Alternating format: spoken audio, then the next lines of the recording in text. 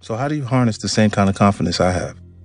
To keep cool when most people would be sweating through their shirts. It's not rocket science.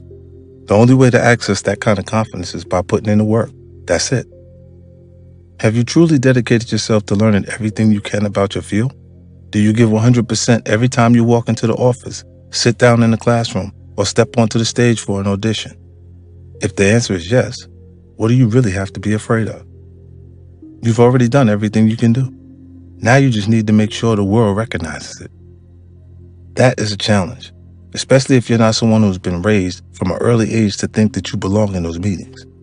If you're not a white guy or didn't get into the right prep school, you might have to go a little harder to get the credit you deserve. It shouldn't be that way, but it is what it is for now. You're going to have to project the confidence that you belong, that you've got the answers, even if the people you're talking to aren't giving you the credit. All your hard work isn't going to be worth shit if you're not ready. No, determined to share it with the world. I'll give you an example. A guy in the music industry who I've known for years hasn't been able to translate his hard work and talent into the success he deserves. I won't say his name because he's a great dude and I don't want to hurt his confidence. See, I am maturing. He started as a street guy, but thanks to his charisma, intelligence, and work ethic, he was able to make real inroads in the music business. He became close to several moguls, myself included, who really trusted his judgment and taste. He made good money and was respected in the industry, but he was never quite able to reach mogul level himself. And I knew that frustrated him. He'd ask me for advice, but I couldn't honestly put my finger on what was holding him back. Then one day we went to a meeting with some big executives at a record label. Smooth guys with suits, good haircuts, and nice leather shoes. Guys who were extremely self-assured. They were confident, but they also didn't really understand the project we were there to discuss. My guy did though, up and down, back and forth. We spent hours talking about it, and he understood it both factually and instinctively. That's why I brought him with me, because he could articulate what needed to be done better than I could.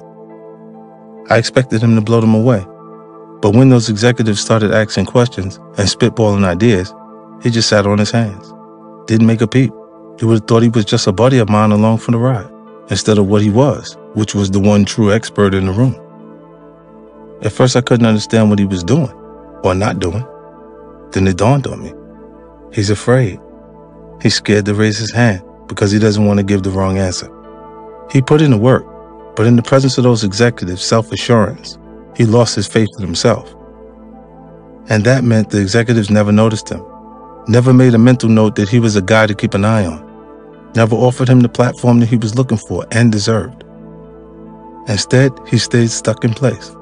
It was a pretty good place, one that a lot of other folks would like to reach, but not where he aspired to. He was stuck at a level that wasn't equal to his skill. When the money in the music business started to dry up, he found himself in a very vulnerable spot. If he had made it to that mogul status, he would have been okay. He would have already put away his rainy day money. Instead, the rain came and he got soaked. He was one of the first to lose their jobs.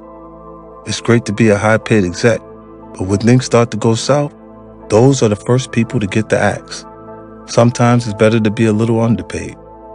Today, he tries to do consultant work, but he's on the outside looking in, becoming the old man in a space that prioritizes youth. Don't make the same mistake. If you put in the work and know your shit, raise your damn hand every single time. There's nothing worse than being someone who spent hours, even when you're off the clock at home, studying your company's reports. But when your boss asks for that information, you always let someone else provide it first. That person probably hasn't put in nearly the work that you have, but they're also not afraid to be wrong. So when your boss looks at this person, she sees someone who is active, who's participated, who seems passionate. When she looks at you, she doesn't know what to think. Maybe she doesn't think anything at all. It's not fair, but that person with their hand always up is going to get promoted before you. They're going to get an office before you. They're going to leverage their promotion to a better paying job at a competitor before you even get a raise. You were better trained, better prepared, but you didn't let the world see that because you were scared. That fear is going to stop you from getting full value for your work. Don't let it happen. On the other side of this coin is the person who's too quick to raise their hand. They're doing it because they're fearful someone else is going to get props before they do.